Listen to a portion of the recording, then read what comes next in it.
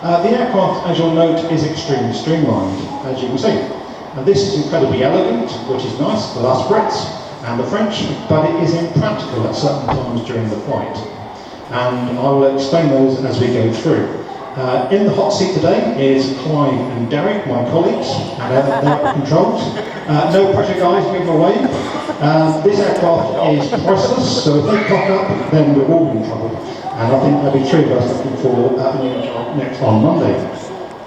Right, let's do that imaginary flight. The plane is ready to depart. We've taken on about 90 tonnes of fuel. The crew has spent about an hour on board carrying out with their checks. We've taken on about 100 passengers and their baggage, and we are ready to move. Right, the engines are started, and we're ready to push back. However, the nose in this current configuration is extremely limiting. In fact, you can't see very much. So little forward visibility means that you can't really taxi, let alone take off. So the first thing they will do is to lower the heat shield.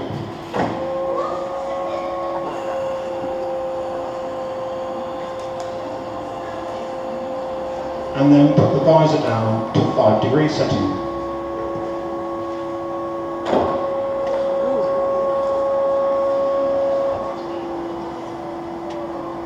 We are now ready to taxi. The aircraft, the pilot can see the runway ahead of him, which is really helpful.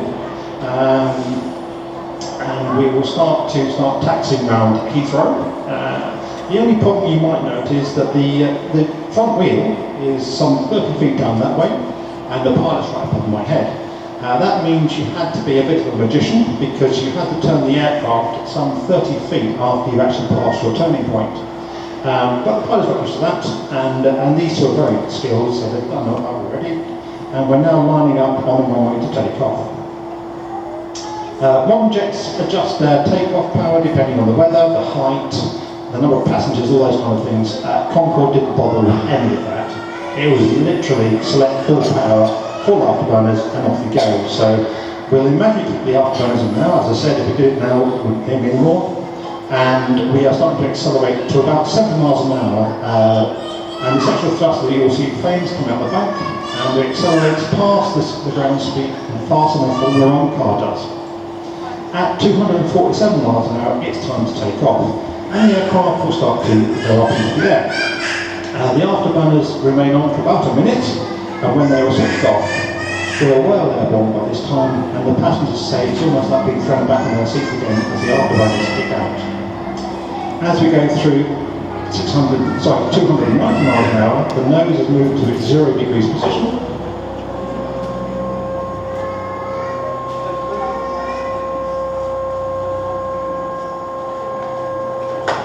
And the visor is put up. We now speed up to about Mach 0.95. As you may or may not know, no airliner is allowed to go over the speed of sound, over and land. And that was brought in by the Americans shortly after Concorde tried to land there, and every other country's followed suit.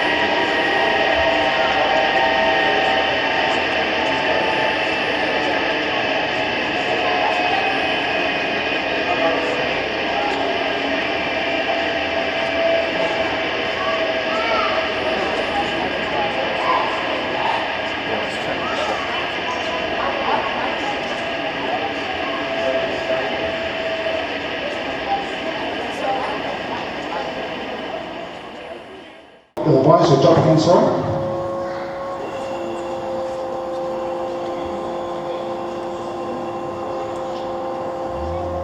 And the visor is dropped down to its 5 degrees. But as I said, we're coming at 12 degrees nose up, so that's still not good enough. You still can't see where we're going. So this aircraft, we now drop to 17.5 degrees.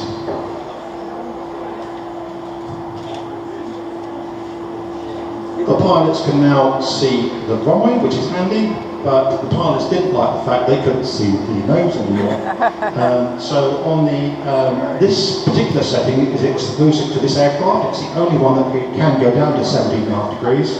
The commercial ones and all aircraft after this one only went down to 12.5, and we'll show you that now.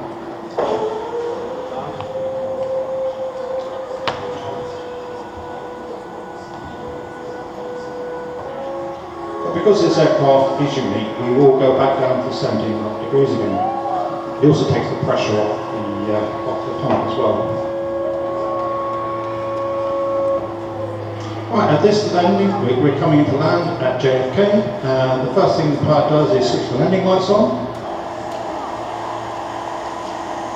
This does take some time, and also switch on the taxiway lights as well.